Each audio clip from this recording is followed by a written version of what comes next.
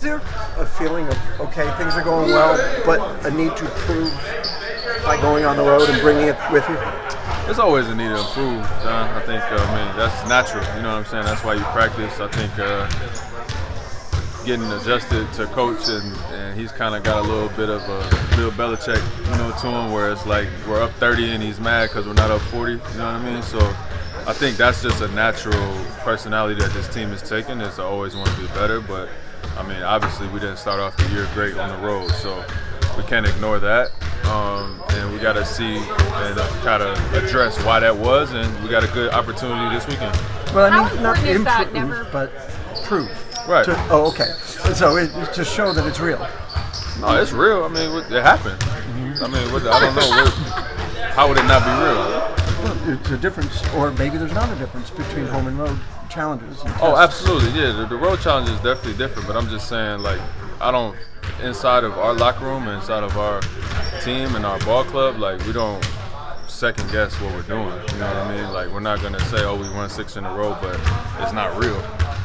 It's real. It happened. You know what I mean? And we got to go out there and we got to play 3 tough teams this weekend, and those teams all present different challenges, but you really can only play the games that's in front of you, and I know we're definitely not apologizing for that. You mentioned Coach Udoka being not satisfied. How not satisfied, but up 30 he's not 40. Yeah. Okay, so fair enough. I didn't want to put words in your mouth.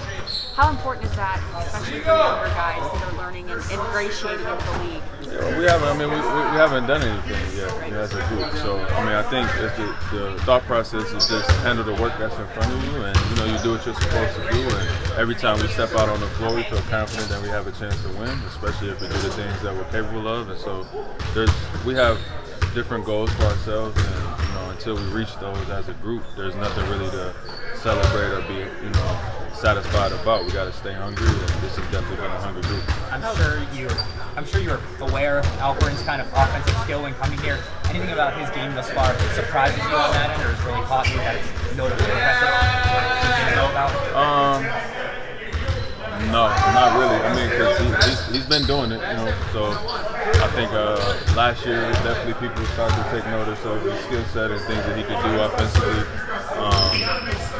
He's just playing the game, and I think playing the game the right way and making the right reads, and then you look up at the end of the night and the stats are what they are. And so that's the best thing about him. It doesn't feel like he's searching for it or hunting for the numbers. He's just playing the game the right way, and depending on what we need on a game-to-game basis, he's delivering. How big was just being at home for this whole time, especially the 7-game homestands you guys have, just to be home, reset, and continue to get adjusted to Coach Udoka's system, knowing that after this you guys are going to go back on the road? I think it was good timing for us, definitely the way we started. But I don't know how many times I've been home for 3 weeks in my 8 years, so it's definitely been different. But I mean, like I said, you got to play the schedule. Like, you don't control that, and it was in our favor this time to be at home for this long and kind of get our groove and feel good about ourselves. And now we got to go out on the road and play 3 tough teams. What was the first thing you knew when you came in from like a veteran leadership standpoint, young guys? What was the first thing that you were like, okay, this is what I need to show them about this league? I think just the approach to the day was my first mission. Was like just getting here early, getting a good workout in before practice, being intentional in practice, being serious, being locked in. And that's half the battle, is just like coming in and working and staying focused and being a pro in terms of getting the work done in a day, in a work day. Like, we can forget there's still a job at the end of the day. There's such thing as professionalism, and that was like my first mission this summer. That was before the season started. And then after that, you try to build that consistency, and those 2 things alone will help you take some big jumps. When you won the championship that year, that was a team that had one major change but kept a core together. Is it easier to develop chemistry when you do it that way, you think, as opposed to collect stars, as many as possible, and try and do it on the fly? The Clippers, obviously, what I'm thinking of. Yeah. And the champion since your team also kind of grew organically. Is that I don't want to say the word easier, but a clearer way to build a champion than this way?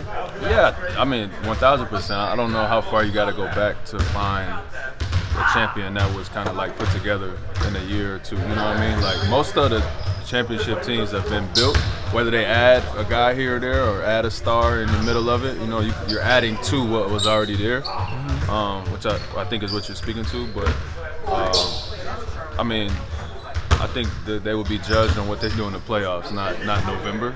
I know, it sucks for them right now, but I'm not really here to solve their problems. Hopefully, they got one more bad game in them, this week, and I'm sure they'll figure it out down the line. Well, your team had the chemistry and just kept the chemistry. One guy adds, in other words, you had it already.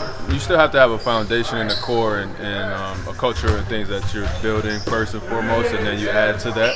And hopefully the fit is natural and it's in sync. But ultimately, no matter what team or scenario, it's going to take time. It's going to take experience. It's going to take failure. It's going to take hard conversations and locker room blow-ups, and like those are the things that you have to go through en route to build up for a championship.